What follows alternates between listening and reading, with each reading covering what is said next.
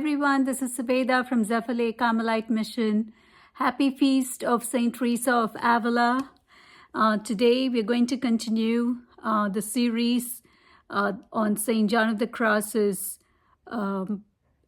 Dark Night, where he explains his poem, The Song of the Soul.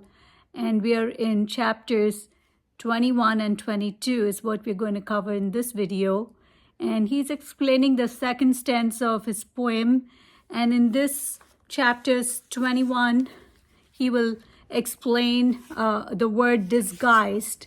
So in darkness and secure by the secret ladder disguised. So he's going to explain the meaning, what he means by that.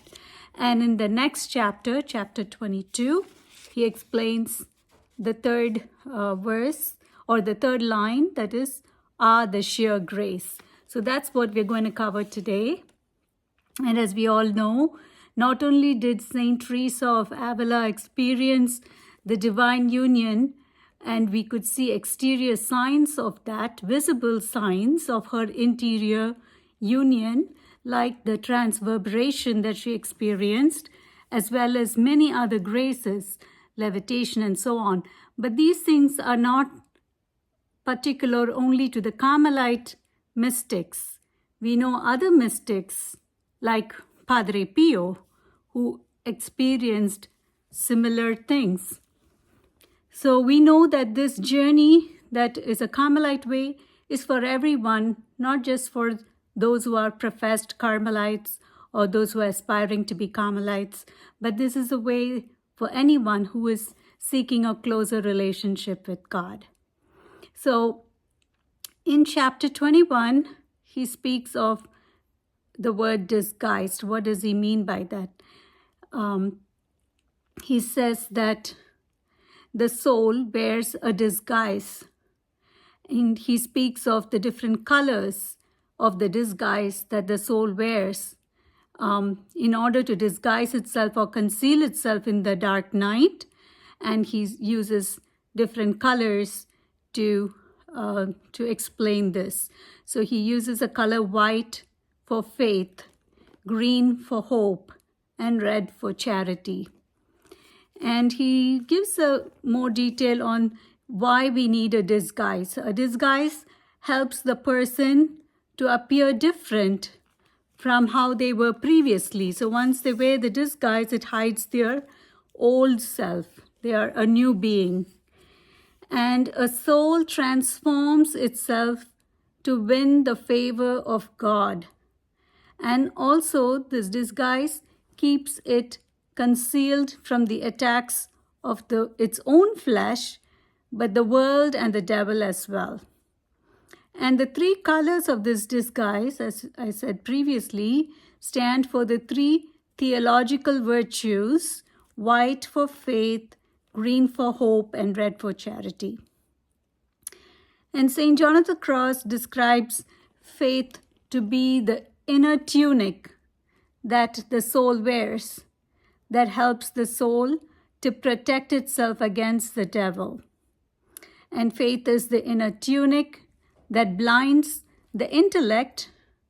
So without any light in the intellect, and without any interference from its own intellect, the soul is able to journey in faith alone towards God.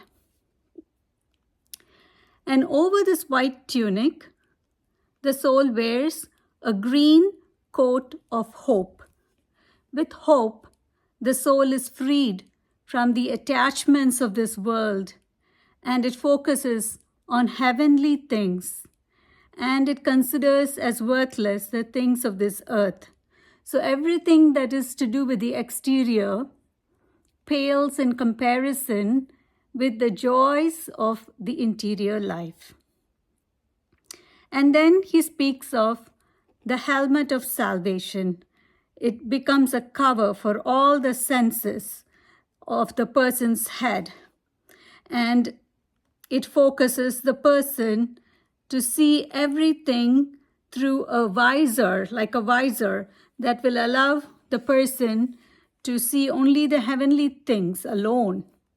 So that's what he says is this tunic of white and the coat of green. The coat of green is a hope, so that becomes the hope of salvation, that becomes the helmet for the person. And over this white tunic and this green coat is worn the red toga of charity. So this red toga of love of God protects the soul from self-love and thereby protects itself from its own flesh, from its own desires, from its own selfishness.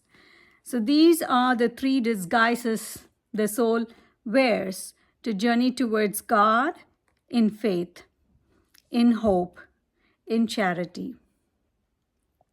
And faith purifies the intellect of all natural understanding and prepares the soul for divine wisdom.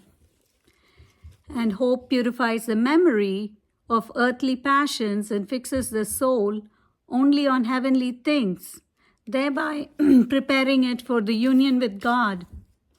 And finally, love purifies the passions of the will. We talked about the 4 passions that controls a lot of our decision making: fear, joy, hope, and love, and centers our will on the love of God alone, and prepares the will, frees the will, liberates the will so that it is prepared for union with God through love alone. So clothed in these 3 virtues, the soul perseveres until it attains union with God.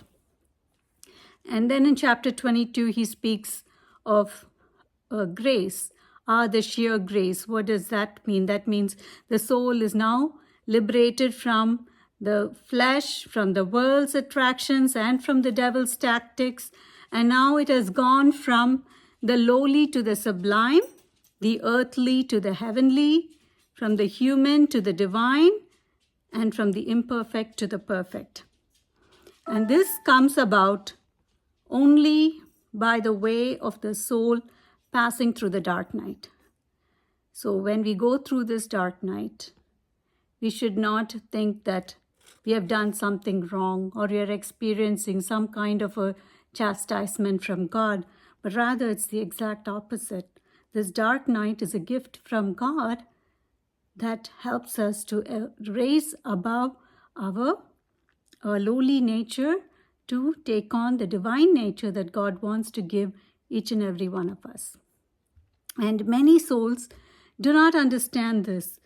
And so when they're going through this, St. John of the Cross says, by explaining this, he's trying to help us to recognize the many blessings that await us, or the souls that persevere through the dark night of the soul.